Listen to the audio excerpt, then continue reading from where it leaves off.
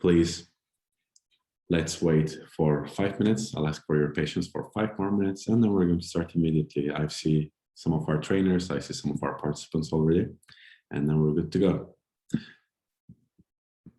And meanwhile, if you would like to grab your tea, your coffee, and join us, you're free to do so. We are going to start exactly in 5 minutes. And again, since we're recording this training, and the number of the participants here is not really the defining factor here when we will start, because anybody can watch these trainings at any times. But we just want to start on time and deliver on our promise. So we are going to start officially in 4 minutes. If you would like to grab a cup of tea, a cup of coffee, a glass of water, please do it so. And then we will start with our session. Let me check my final messages. And with our trainers. I see our trainers are also here. The first lineup is here. I see Nataly, Ali, Yasin, so that's good. And I see, of course, Beste here will take part in the second part. Elif is here. So welcome once again. We're going to wait 4 more minutes, and then we're going to start with our training. And again, for the newcomers, this is being recorded as Zoom notifies you, and this we're going to share on YouTube later on as well. So let's wait 4 more minutes, and then we're going to start. If you think any of your friends could benefit from this, feel free to send them the invitation links as well. Or after the training, feel free to share the YouTube videos with them.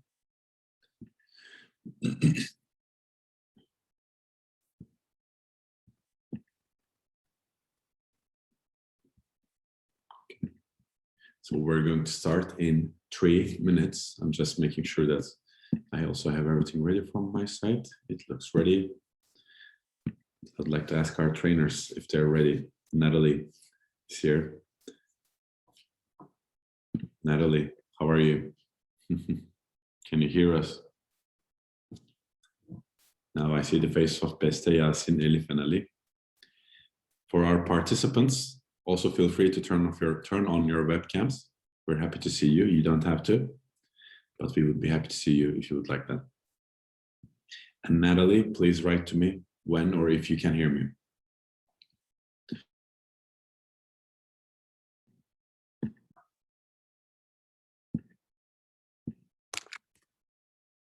We're going to start in 2 minutes.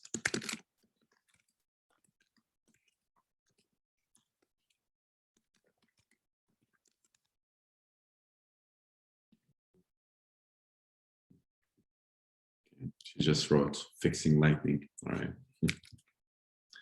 Okay, Nataly, we will start in 2 minutes. And then I will make a very brief introduction and I'll give the word to you. I will also turn on the sharing screen option for you guys, because I know some of you will have presentations.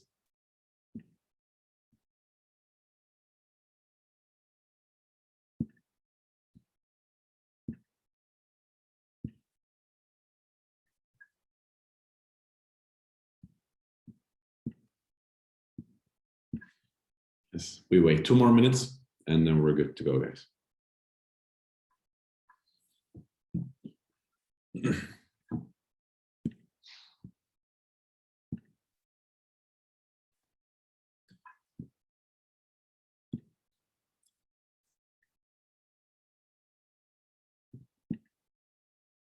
Right, and we're starting in a minute. Also, some other people are joining.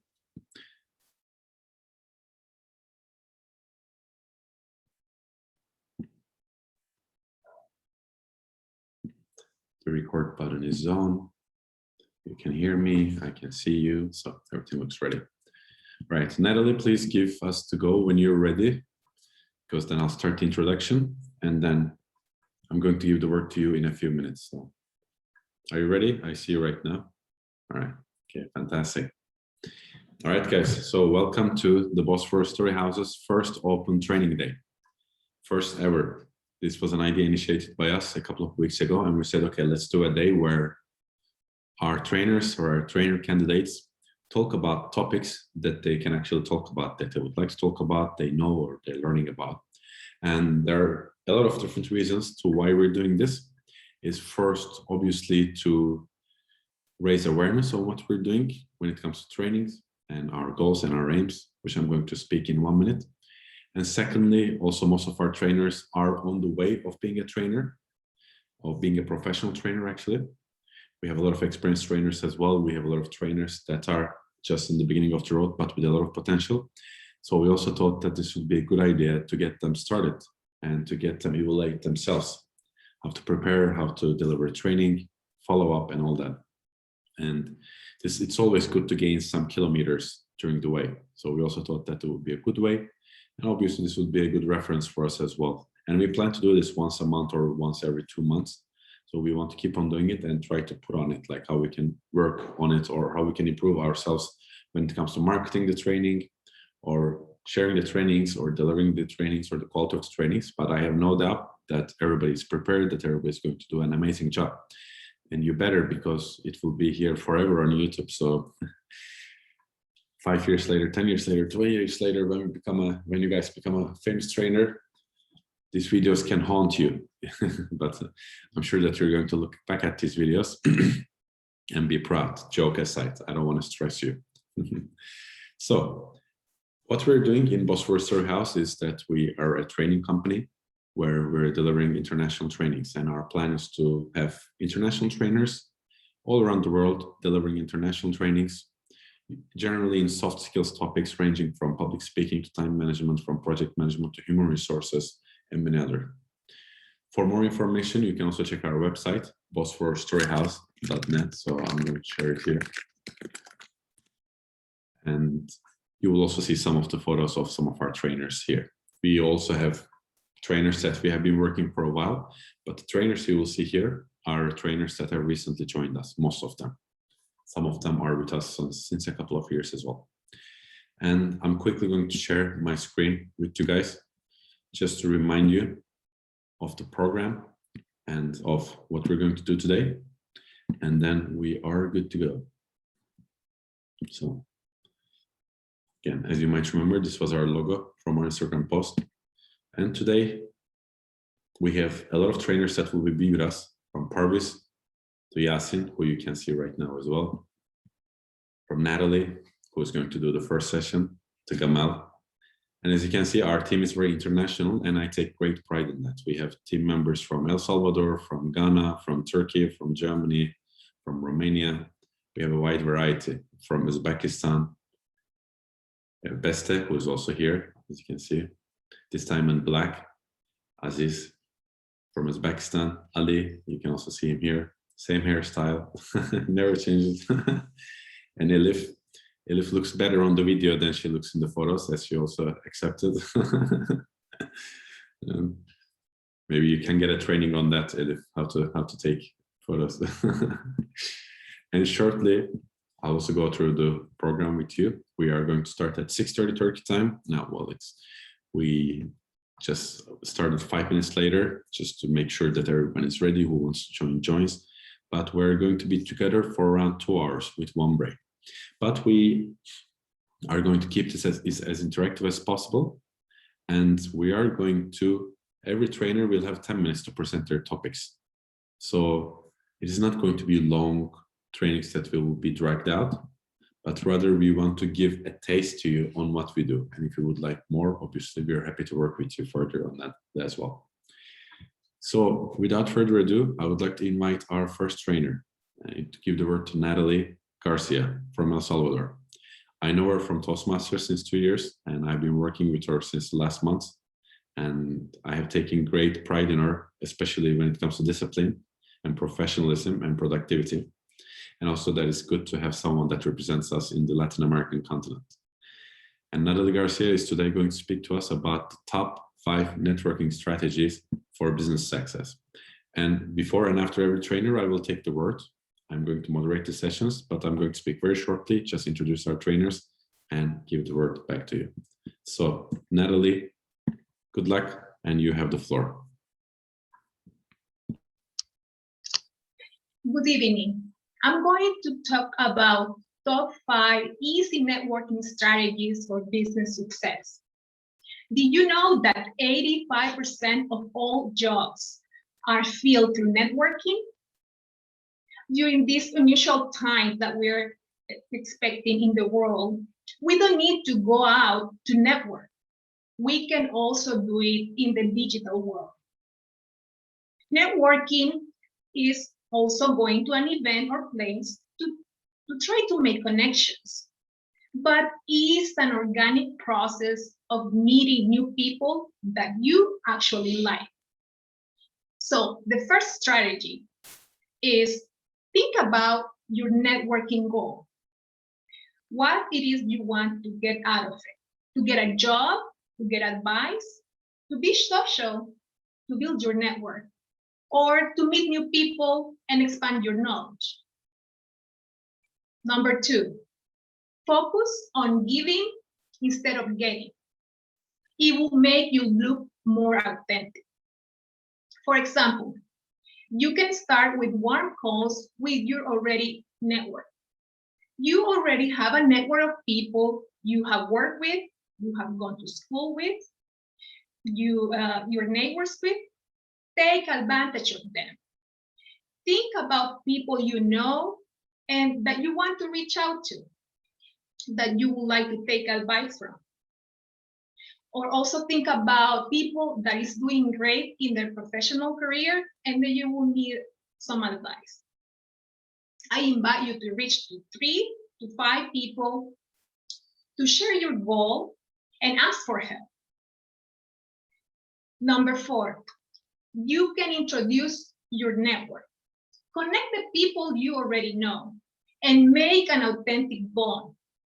By connecting people that you already know, it will create a reciprocity effect, and you will be on top of their mind with your connections when they will need something that you're expert with. Number 4, think long-term instead of short-term. The purpose is to build a long-lasting relationship.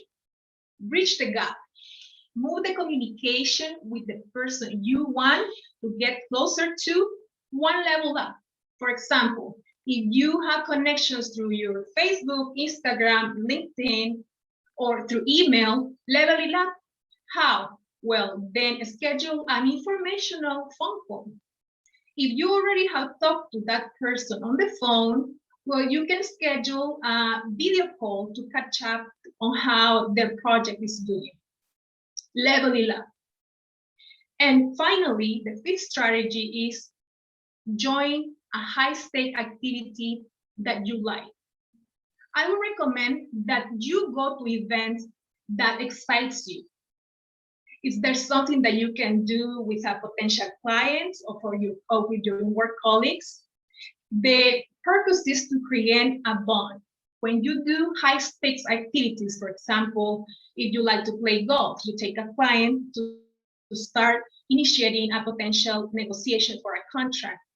It will create dopamine, and dopamine makes people feel good. And then you will start creating your bond. So let's take a moment and think where your best business connections came from.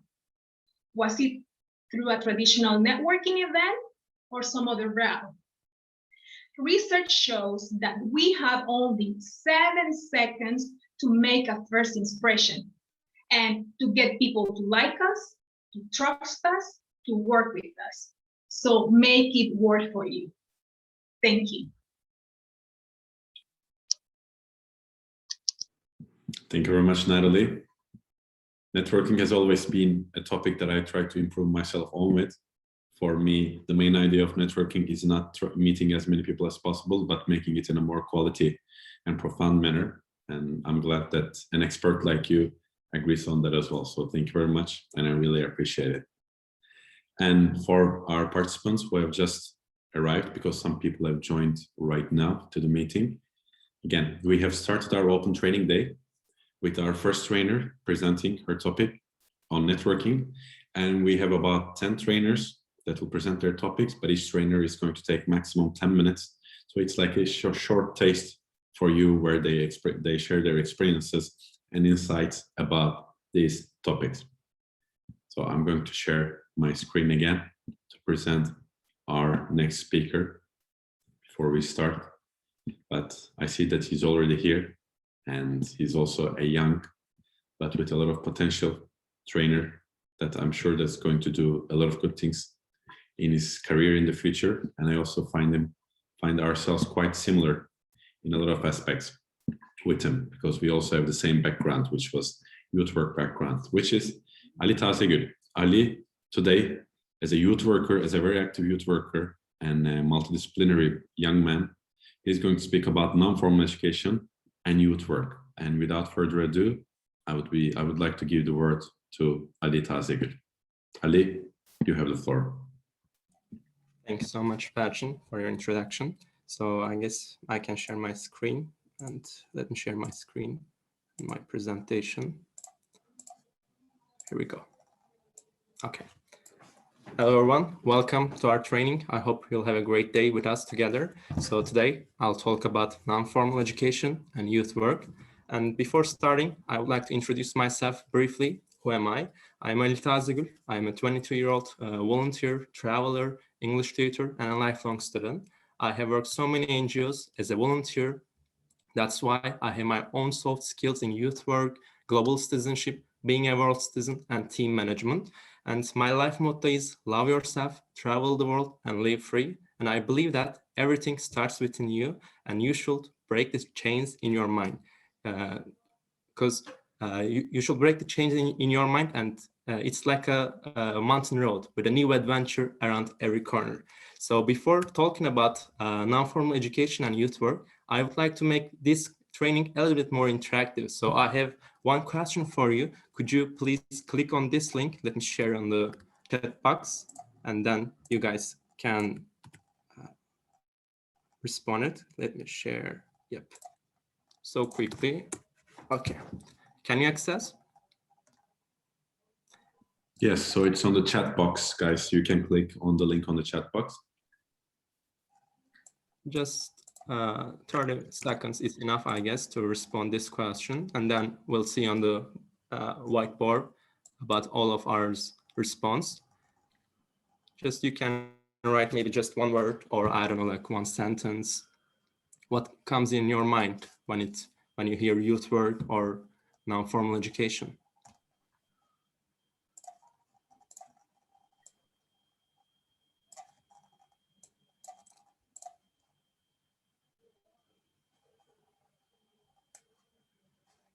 Yeah, you can see, I guess.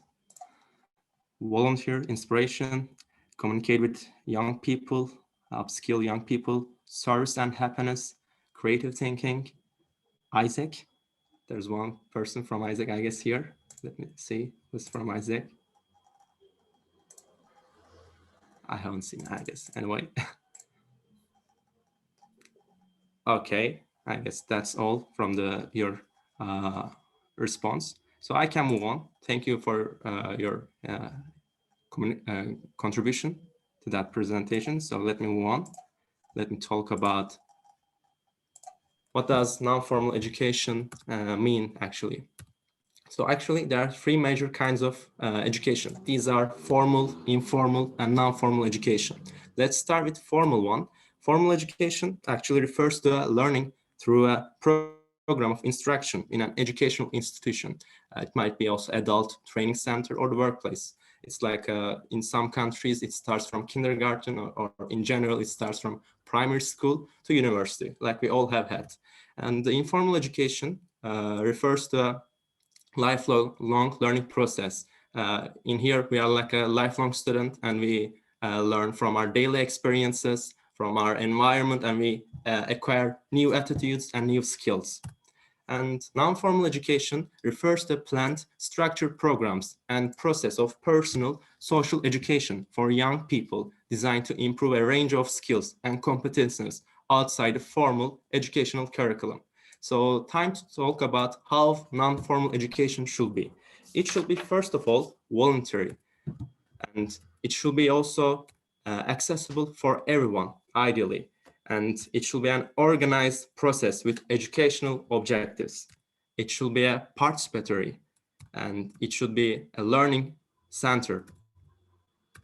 It should be about learning life skills and preparing for active citizenship. And not least, it should be also based on experience and action. So in short, like non-formal education is what happens in places such as youth organizations, sport clubs, and drama and community groups where young people meet and gather, and for example, to undertake projects together. So I have another quick question for you time to learn about youth organization. Could you respond this question, please? Which non-formal education / youth work organization that you have been to? And then I'll talk about some of them. So let me also send it on the chat box. The second one is there. Can you see? Okay, Beste, I saw.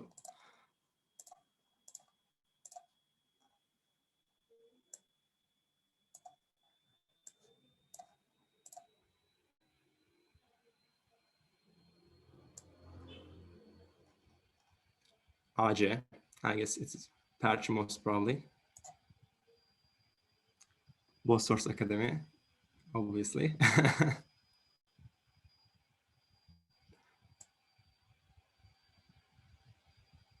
Someone typing right now? Beyza, I guess you are writing. Gaziantep Gençlik Eğitim Derneği. Wow, I haven't heard that. Actually, I heard the Gençlik Eğitim Derneği, but it is in Antep.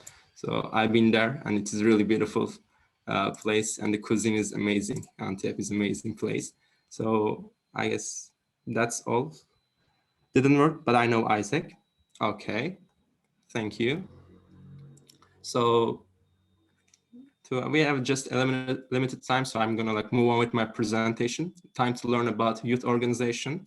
So let me continue with my presentation. Thank you for the response, guys. And time to learn these organization. It's start with AJ, and Perçin and I all been this organization. It is actually one of Europe's biggest interdisciplinary student organization, striving for a democratic, diverse, and borderless Europe. Through their activities, they empower students and young people in Europe to take an active role in society. They have so many projects, such as summer universities, European track, Eastern Partnership projects. I have been there for more than 3 years, and I've been there trainings, events. I also manage one project called Volunteer Your Future, in which that we present NGOs to our target audience. And also I was team member of Eastern Partnership project. And the second one, that someone say that I know Isaac. So I also work in Isaac 1 year. It is a global platform for young people to develop their leadership potential through international internship and volunteer opportunities. It has 3 products actually. They are global volunteer, global entrepreneurship, and global talent. And their projects are based on sustainable development goals, which are just decided upon United Nations. And in my project, that there were so many exchange participants who came from different countries and worked with high school students and also kids ages between 5 to 12. And the third one is ESN, Erasmus Student Network. ESN is a non-profit international student organization. Their mission to represent international students, and thus they provide they provide opportunities for cultural understanding and self-development under the disciplinary of students, helping students. I also became a flatmate and EP buddy and joined their events such as ESN 101, and I learned ESN deeply in that training. Here we go, sorry. And the other one is Rotaract. Let me show. Yeah, Rotaract I heard when I was in Isaac, and it is similar to Isaac, and this club brings together people ages 18 and older to exchange ideas with leaders in the community, develop leadership, professional skills, and have fun through service. Their project actually lasts more than the Isaac ones. I heard that the one project 6 months or maybe more than 6 months, they just sacrifice their time and energy to those projects. And these communities worldwide, Rotary and Rotaract members, work side by side to take action through service. From big cities to rural villages, Rotaract is changing communities like yours. And the other one is that I heard from one of my friends who came to my project, and he was the president of Lions Club in Morocco. It is an international non-political service organization established originally in 1970 in Chicago. And this club is home to 1.4 million members who are dedicated to service. And the other one is Model United Nations Clubs. It is just educational, simulation, and academic activity in which students can learn about diplomacy and international relations and the United Nations. And this club engage in global issues, meet guest speakers, build skills for life and leadership. The other one is, let me move on. Yeah, Eurodesk.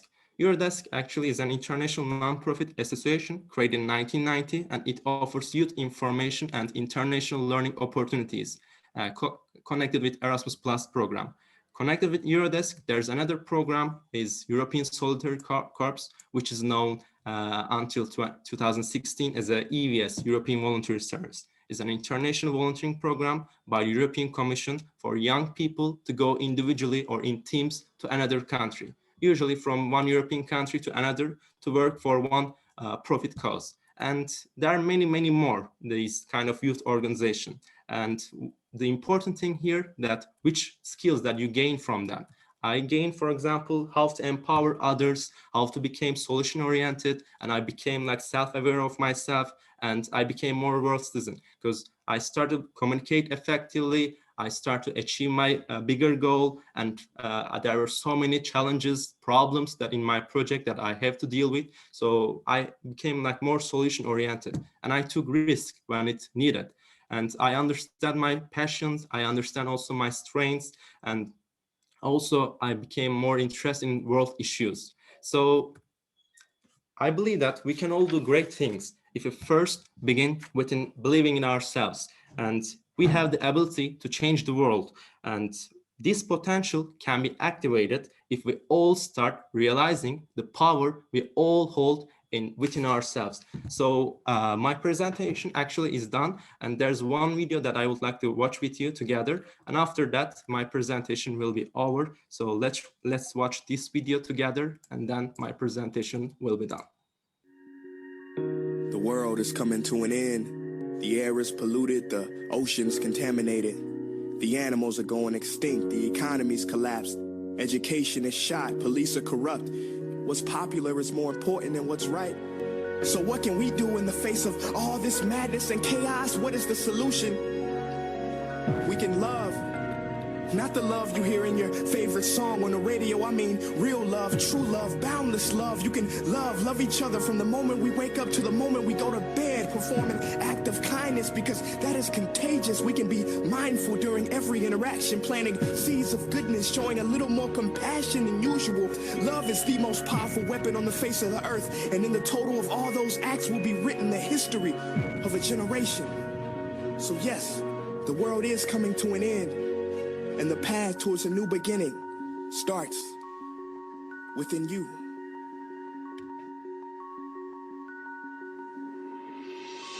So thank you for listening, guys. Thank you very much, Elif. As a person who has been in youth work a lot in his earlier years and benefited from it, I definitely internalize the things that you have shared with us. All right.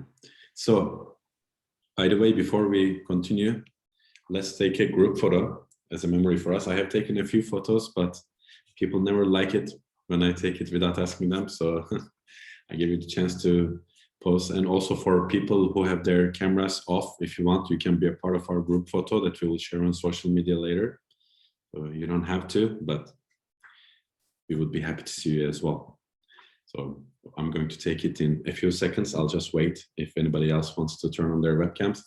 All right, guys. So when I say 3, 1, 2, 3, smile. Beautiful. Thank you very much. And now we carry on. And our third speaker is going to be our German-Turkish trainer, who was in Turkey for a while, but now he's back to Germany after a long drive back home, right? And I want to share the visual, and I would like to also show you. Oh, sorry, was almost about to stop my video. So our third trainer is Yasin, who lives in Germany, who is originally Turkish, and he can deliver trainings in Turkish, German, and English. And today he's going to speak about team structures in agile work environments, a topic that I'm also looking forward to hear and improving myself upon. So, dear Yasin, without further ado, you have the floor. Thank you, Perçin. I'm in 2 seconds ready.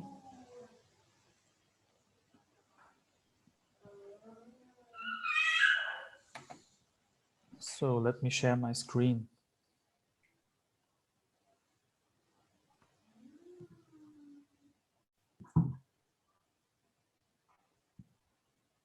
All right, we see it. So. Okay. So let's talk today a little bit about team structures in agile work environments. I'm speaking about more on manufacturing or IT systems where we can implement such agile working. So where did it begin? It began on classical team structures, as you see here on the picture. It was a bottom-up hierarchy, people working together at the line, and the management system is like a pyramid, and everyone's task is strictly defined. And changes are seen as deviations. Changes are not good, and they are negatively affected. The analogy is to the Fordist system, which comes from Henry Ford. And his approach was high standardization in order to have a high manufacturing efficiency.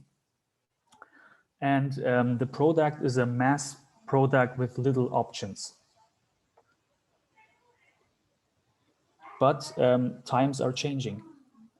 What do we have now? We have new trends and developments, and that's not for now. That's since we have the Industrial Revolution, the systems are evolving all the time, and enterprises and companies are forced to turn upside down their organization. And these have many triggers. One trigger is the technological progress. Another trigger is innovative competitors that can handle with the technological progress maybe better than you, and the customer demands. And customer demands are always changing. What do we have to do? So we have to think customer oriented. And we have to handle in a way with increasing individualization. It's not a mass product, every product is individual. And if we want to respond to this new demands and new systems, we have to make a holistic change of the organization. And there are two trends which we can see. Routine requirements to the organizations are decreasing, and innovative and creative requirements are increasing. So who can help? It's not a person like Superman who comes in the company and say, oh, I can help you and let's change everything. It's a process. The organization has to deal with things where the way to the intended outcome is unknown. So people are not knowing what will be the outcome directly or what will be the results, but they are working in different ways and destinations, directions, and try to get an efficient outcome for the company. And there are many questions. For example, how can we get there?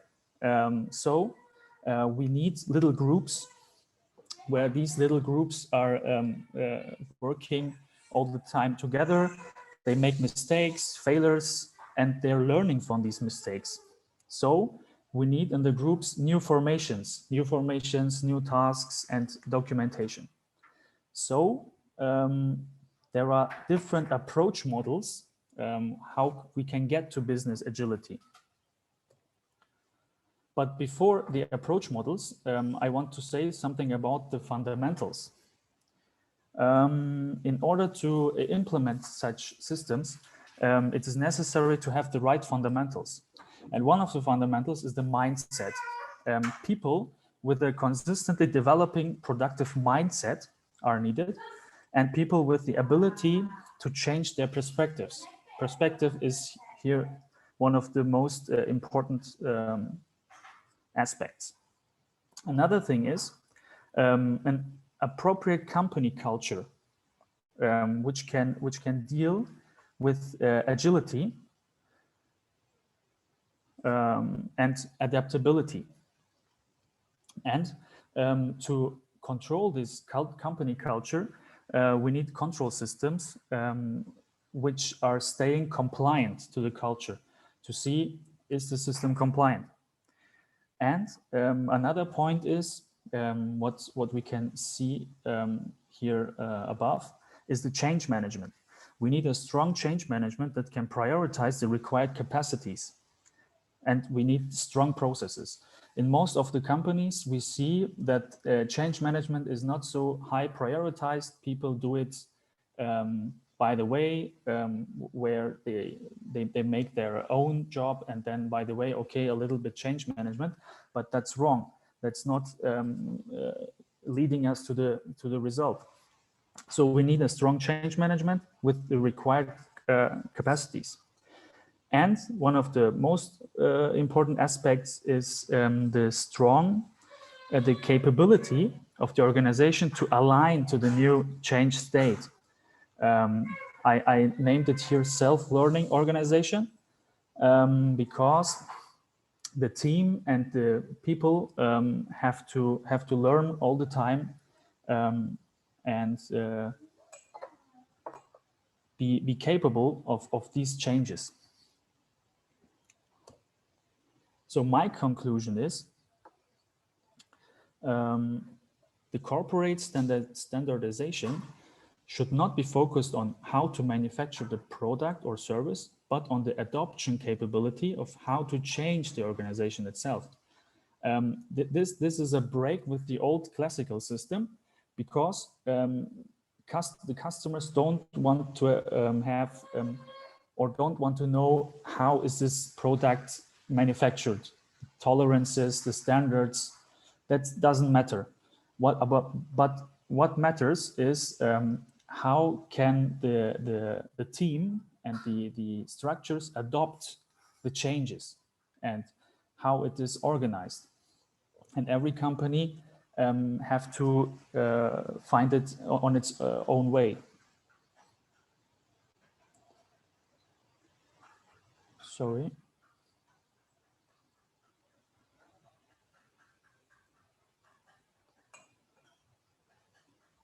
So we can make an analogy, for example, with artwork, where workshops are important, the efficiency important, but not the manufacturing efficiency, but the adapting and the restructuring efficiency. So I have here a picture. Sometimes the method can be weird, but the main thing is you catch the bird. And the leopard hunting a bird on the tree, it's very weird, but if it leads you to the result, then you can catch the bird on the tree. And at the end, I have some examples from some agile approach models. First of all, I want to talk something about two more IT examples. It's Kanban and Scrum. It's a little bit similar. Kanban comes from the Japanese, and it means a cart. And Kanban is a method of task planning. Tasks are visualized in different sections, and these sections show the degree of processing. For example, one thing is ready to start working, testing, release, and finished. And if one task moves forward, another task is pulled from the working block, and it works after the pull principle. There are different limitations and handlings for tasks which blocks the flow. And here the flow is the most important thing. Scrum is similar to Kanban, but this method is more or less project management with specific team roles. We have 3 team roles: the product owner, the team, and the Scrum Master. The product owner gives the technical requirements. The team is a very heterogeneous team. The team is a very heterogeneous team from different branches. And it's important for the technical implementation. The Scrum Master is responsible for the team coaching. It says, okay, can we go faster? Can we look at these more detailed, and something like that. And the team chooses specific tasks and works on it pretty freely. And this is called a sprint. They choose different working blocks and get them together, composite them, and this is a sprint. And when a sprint comes to an end, then they have an outcome, and then they can decide if this outcome is good for the product, or they do have to do it with other working blocks again. And the most important thing is, during a sprint, the requirements cannot be changed. It can only be changed after the sprint or before it. Okay, these were two models from the IT, and one model for this is Lean, is from the manufacturing environment. Lean principles. There are many of them, but I won't enter precise methods because I don't have time for it. It should take hours to talk about the detailed Lean principles. But the important aspects are Lean is based on customer orientation, and we have to think the whole chain in the company and outside of the company as a supplier and customer chain. Every step is a supplier customer, and the whole value stream consists of these chain of supplier and customer. And the goal is to do only value-adding actions. Every action which a supplier does for the customer has to be a value-adding action, and all other actions has to be discarded.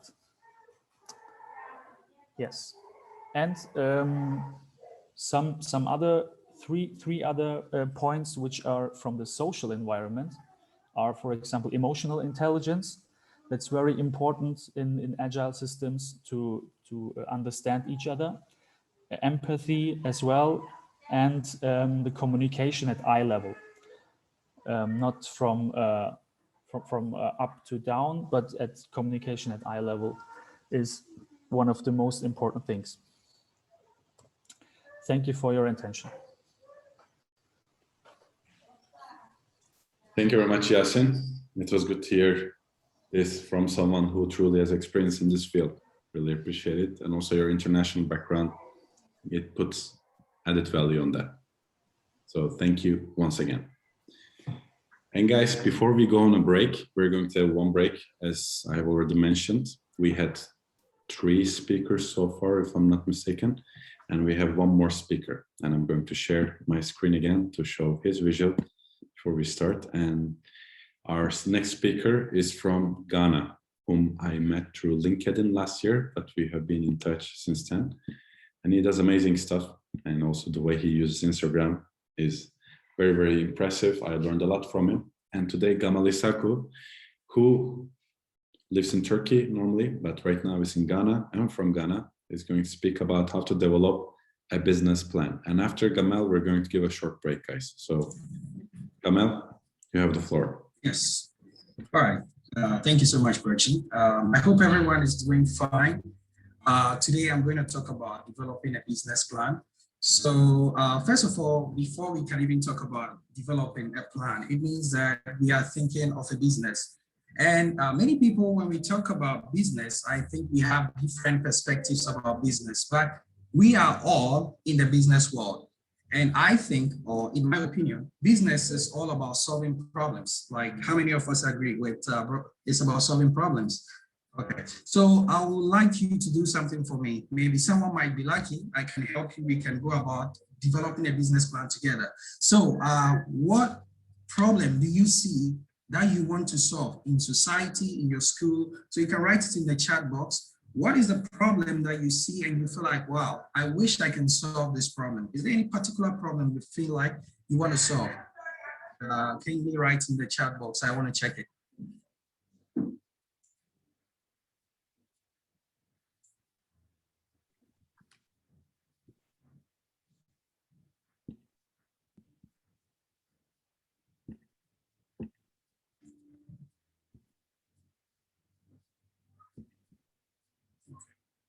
Still waiting, still waiting.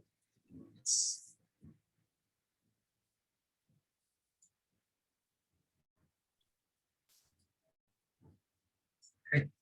All right, customers. Okay. All right, education has to be accessible for everyone. Perfect, great. Yes, maybe I can wait for just a minute and then, wow. But Ali, thanks for sharing. An educational system, it should be more modern. That's very true. All right, perfect. Listening properly. Okay, this is coming from a coach. So, and many more. Okay, so this is what we have discovered to be what a problem, and we are trying to solve. So I'll share my screen now, and we can go on with developing a business plan. So guys, first of all, before you can develop a business plan, we need to identify the problem. That is, what is the problem? So just like Aziz said, he feels like education should be easily accessible for everyone to have it. So if you say this, what is your target audience? Like, who are the people you want to reach out? I can think like maybe Ali is thinking maybe the youth need to have consistent or effective education. So he's targeting the youth that, wow, I think the youth should have quality education, and the education should be very accessible. Now, the truth itself is, right after you've discovered what the problem is, then you are supposed to find, like I also wrote here, and it happens to be like that's what Ali is talking about, the lack of effective English teaching methods. Like many people in Turkey, I discovered that this is the problem. Many people were having issues to learn English. So this is like a problem. Someone spends 11 years to learn English, and he says, yeah, I've learned English for a long time, but I cannot speak it. I know grammar, but I cannot speak. This is a problem. So by identifying this, people are saying because we have lack of motivation to learn the English language. And also the third one, it is very expensive. I am an English teacher myself, and I know it is very expensive. So now the truth is, so what is the solution? So this is what brings about bringing up business ideas. Amazon and all these great companies, Apple, came to solve a problem. Everything you can think about, that is a phone in my hand, or everything is all about solving problems. So business is about solving problems. So what is the solution? So before you can find a solution, you need to ask yourself, what sector am I in? So today, all of us are talking on different topics based on the sector we are in. Like Ali, you are talking from your expertise. I'm talking about Yasin, and all of us, we have Nataly talking about from the aspect of what she is very specific about. So to develop a business plan, you really need to be very specific. What problem do you want to solve? What are you trying to achieve with the product or the services you need to provide? So developing a plan, in as much as there are many things, it is actually based on two things. It's either you're going to give out goods or you're going to provide services. What we are doing here is basically services we are providing. Apple provides goods, Amazon provides services and goods as well. So I hope you get the idea. So now, my solution for the plan I was having was full-time access to all online courses. Like if you have to start a business and you're talking about accessibility for all students, this is one way you can make it for them. And we have the second is maybe I said in an English context, I'm saying a personalized lesson plan. you cannot use the same method applies to everybody. Like there are some students who like to learn language by not sitting in classroom. They want to be outside, just like what Ali was saying in your presentation. So you need to make the lesson very personalized to the people in as much as how they can learn. I've had different students and I have way I approach them. And one last thing, it should be affordable. So if you have an affordable English language teaching courses and it's very affordable, people are going to patronize it. So this is one thing you have to think about when making a business plan. You need to have your mission and vision. You can go through this, the marketing plan, how to really market. You can be very good. You can provide the best product or services. You can be anatomy or whatever. But if you're not good at marketing yourself, you cannot sell anything. Then now comes the products, the service on the website. What are the things you're going to do to attract the people? So I said, for someone who wants to teach English, if you're here and you have this idea, maybe you can give some free resources. And this is what we do through Instagram and all those stuff. Daily tips, grammar lessons, and all these stuff. Now, the next and most important thing is you definitely have to do a SWOT analysis. Before you can develop a very proper business strategy, you need to know your strengths and your weaknesses, which are the internal parts of your businesses. What are the things that you have? What are your weaknesses that you have? These are internal. And here is supposed to be threats, but we have the opportunities and the threats. These are also external factors that have an effect on you. So let me say, you cannot come to Ghana and try to do certain businesses that we do in Turkey, in Ghana. Very simple. Like in Turkey, I know something that I like so much, that is the lentil soup. Okay, in Ghana, you cannot sell it. So you need to know what is the opportunities and what are the threats that you have in that country. You definitely need to know your environment. Now let's go to the most important part also, the cost structure. People go into business as if they are not even calculating. That's why one of the most important skills I can tell you, this may be very technical, but everybody needs to have a little bit of knowledge about accounting. You need to know a little bit about accounting. What goes into it? What are the things you need? Now, this is a very specific business plan of mine, covering about 6 months of my expenses, office rental, online. What are the things I want to do? So I want you to think about it this way. Be very specific about the things you want to do, the cost that is involved. And let's go to the blast itself, the most important aspect that I always encourage people. Even if you've never done a business course before, or you've never done an MBA, you definitely need to go check out a business model canvas. I cannot explain this in 10 minutes, but I definitely advise all of you to check a business model canvas. So what is a business model canvas? It is a 9-step process that shows a person the 9 most important parts of what starting a business. And it starts with, first of all, your customer segment. Who are the people you want to attract? And I was very specific by writing English proficiency test takers, professional workers, university and high school, aspiring English teachers, travelers. So Ali would have been my target. Yasin would have been my target. Entrepreneurs like maybe Perçin, who already knows English. But if somebody was aspiring to be an entrepreneur, he will be my target. And I won't waste my time trying to target everybody, but very specific. Then we have customer relations. How are you going to reach out to the people? By networking, one-on-one communication, also the channels. What are the channels you have to use? You have to be very, very specific. The next 3 points also, we have the key position. We have what are the key activities you want to do? Write them down. And also, who are your key partners? How are you going to run this? And also, what are your key resources? And the last one, which are revenue streams and cost structure. Now, the truth itself is, friends, I cannot use 10 minutes to explain the whole thing. But what, in summary of what I'm trying to say is, you definitely have to be very specific about the what of the sector you are in, and be very good at also coming up with your SWOT analysis that gives you the information about your targets. And the last most important thing that you never have to forget is the business model canvas. So I hope this was helpful. We can go deep into it next time in as much as we have time. Thank you so much for listening, and thank you for participating as well. Thank you. Thank you very much, Gamel. You said a lot in 10 minutes, but your timing was impeccable, so congratulations. Thank you so much. All right, dear friends, so we're going to have a break, but before we go to the break, I just would like to remind you what do we have next after this. So let me share my screen one last time before our break, and then we'll give you some time for yourself. I'll share my screen again. So far we had Nataly, Ali, Yasin, Gamel, and from after the break, these timings are by Turkey time, by the way. So we are a bit ahead of time. So that's good. So we're going to give a 10-minute break, okay?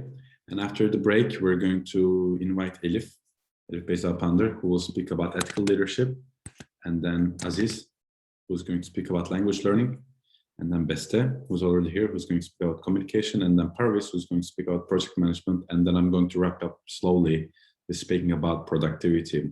So far, it has been great for me. I'm also trying to attend like a participant, meanwhile organizing stuff, but I am listening to it. And from now on, it will also be great from what I can see. So keep on with us. And if you think it's never too late, you can share the link with your friends and they can join. This is open for everybody. We're going to be together 1 more hour after the break, guys. And I suggest that you do not leave the Zoom meeting right now. So you don't have to click on the leave button. What you can do, you can mute your video and mute your microphone. So, and after 10 minutes, I'm going to reach out to you from here. So you don't need to log out of Zoom. You don't need to leave Zoom. You can still stay here, but just turn off your video, turn off your microphone, and that should be enough. And after 10 minutes, I'm going to come back, turn on my microphone and say, we're going to continue. So see you in 10 minutes, guys.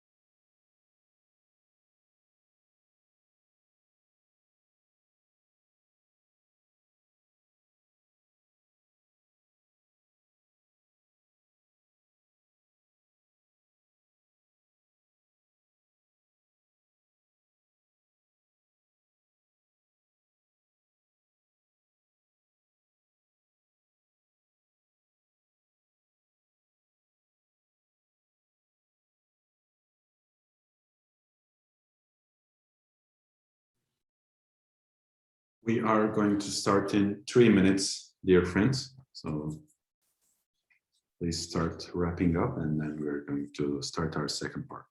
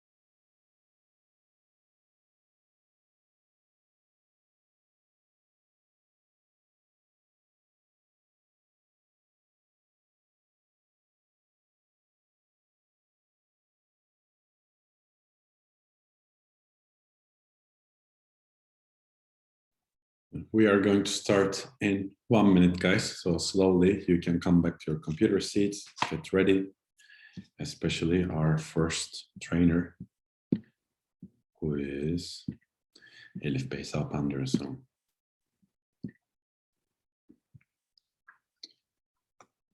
we're starting in 1 minute.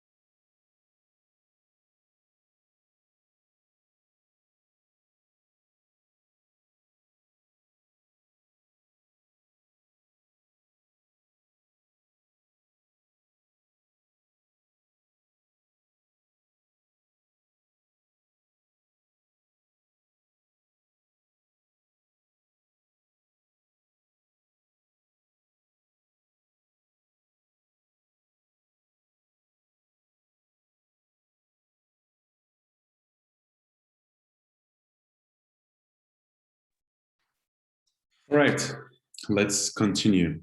Let me turn on my video. All right, fantastic.